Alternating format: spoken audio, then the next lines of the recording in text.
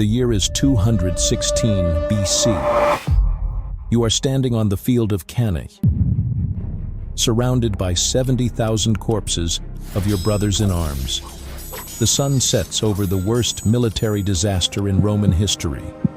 You fought, you bled, and against all odds, you're still breathing.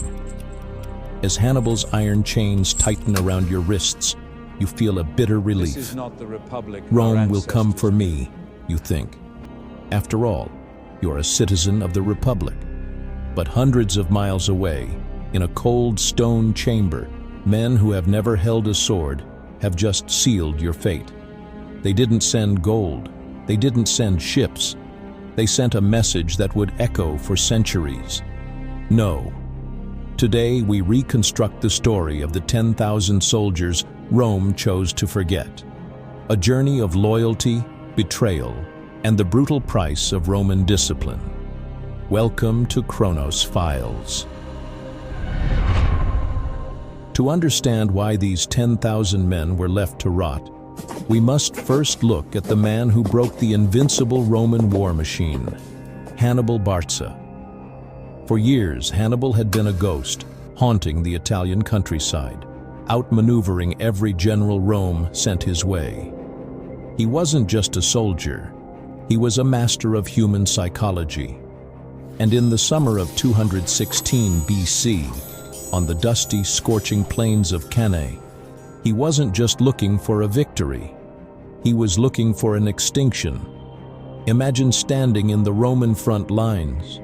You are part of the largest army Rome has ever assembled, over 80,000 men, a wall of bronze and iron that stretches as far as the eye can see.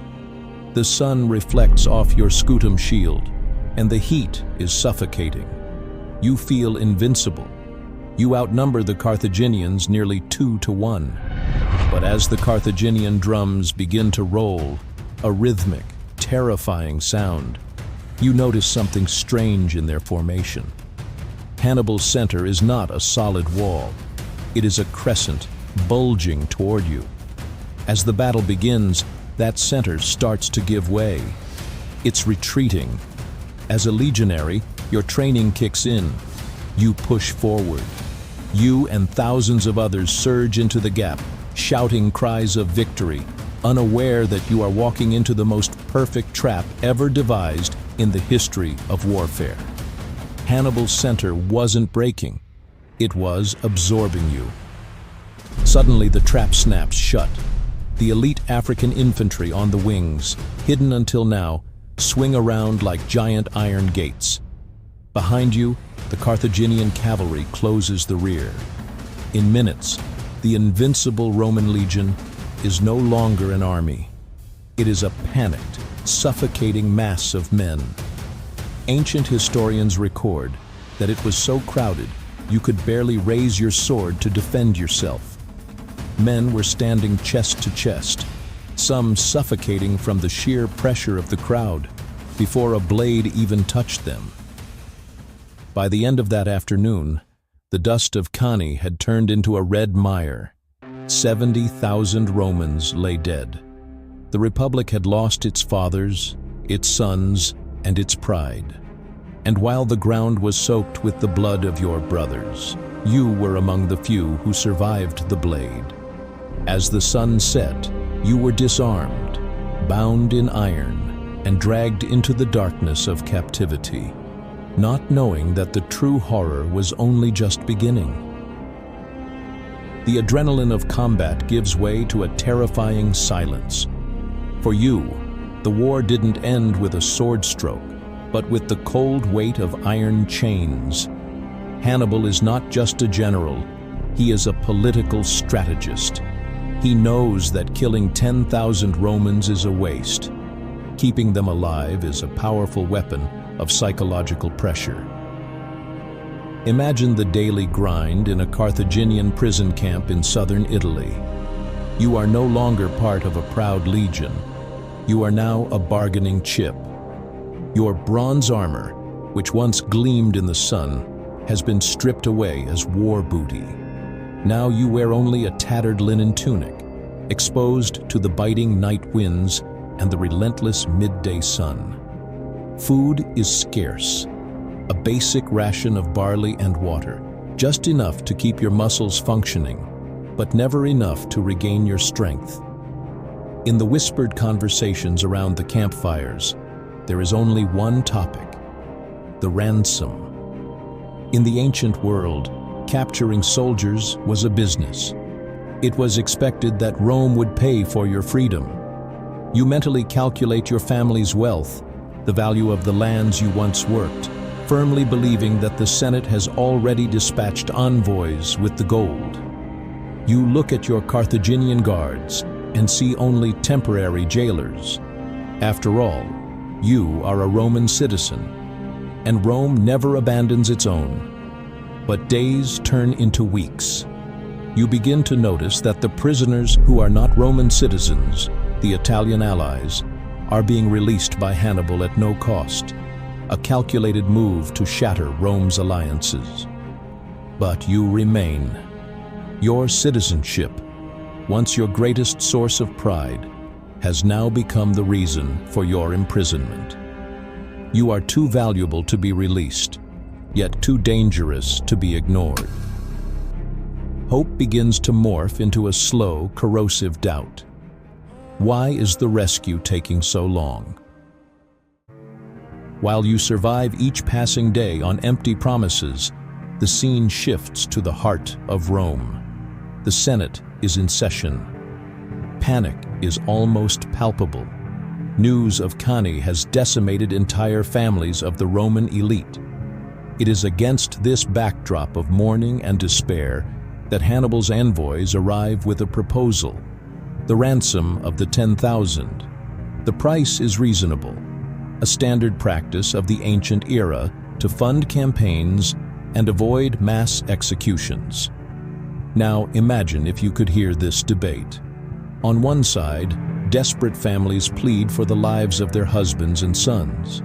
On the other, the most unyielding senators, led by the tradition that Rome doesn't negotiate with fear. To these men, you're no longer a hero who survived hell. You are a symbol of weakness. Their logic is brutal. If Rome pays for your return, it incentivizes future soldiers to surrender instead of fighting to the death. They believe the Republic can only survive if the cost of surrender is worse than death itself. The vote concludes. The verdict is not just a political refusal. It is a decree of erasure. The Senate even forbids your families from using private funds to redeem you. To the state, you are dead. When the news finally crosses enemy lines and reaches your ears in the prison camp, the betrayal stings more than any war wound. You fought under the Roman eagle, believing your citizenship was an invincible shield. Now you realize that same shield was used to crush your last hope. This is the true horror of this story. It is not Hannibal's brutality, but the pitiless discipline of your own homeland. Rome didn't just refuse to pay. It chose to erase your existence to set an example for the rest of the world. You now understand the final fate of the Roman soldier. If you do not die for Rome, you cease to exist for it. Years turn into decades. The Second Punic War drags on for 17 long years, reshaping the landscape of Italy and the very soul of Rome. And what happened to you and the other 10,000? History records no mass executions. Hannibal, realizing you no longer held any financial value, turned you into forced labor. You became a slave of war, working agricultural fields or building fortifications in southern Italy, watching from a distance as the legions of Rome marched by, knowing that none of them were there for you. The final irony occurs in 202 BC. Rome, now under the command of Scipio Africanus, finally defeats Hannibal in Africa. Only then, with the peace treaty signed, are the survivors of Cannae finally recovered. But imagine your return. You left as a young citizen soldier full of glory. You return nearly 20 years later, an aging man, hardened, and technically dead to the state. Your lands have been sold, your families have moved on, and your honor was never fully restored. Today, the plains of Cannae are silent. Archaeologists still find remnants of armor and bones that tell the story of that bloody day. But the true legacy of these men lies not in metal, but in the warning they left behind. Loyalty is a one-way street when the power of the state is at stake. Rome won the war and built an empire on the principles of absolute discipline. But the cost was the soul of 10,000 men who believed that being Roman meant never being left behind. In the end, you survived Hannibal. You survived captivity, but you never survived the silence of Rome. I am Chronos, and this was the file of the forgotten soldiers. Until our next journey through time.